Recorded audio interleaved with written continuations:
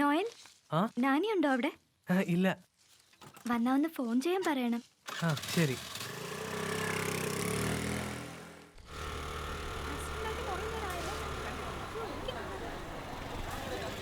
ഞാനാണോ ഫോൺ ചെയ്തത്? അതെ സാർ.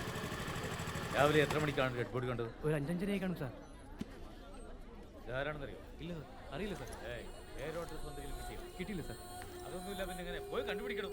Okay sir. ഇവിടെ ഒരു ഡെഡ് ബോഡി കിടക്കുകയാണ്. ഇതാരാ എന്താണെന്ന് ആർക്കെങ്കിലും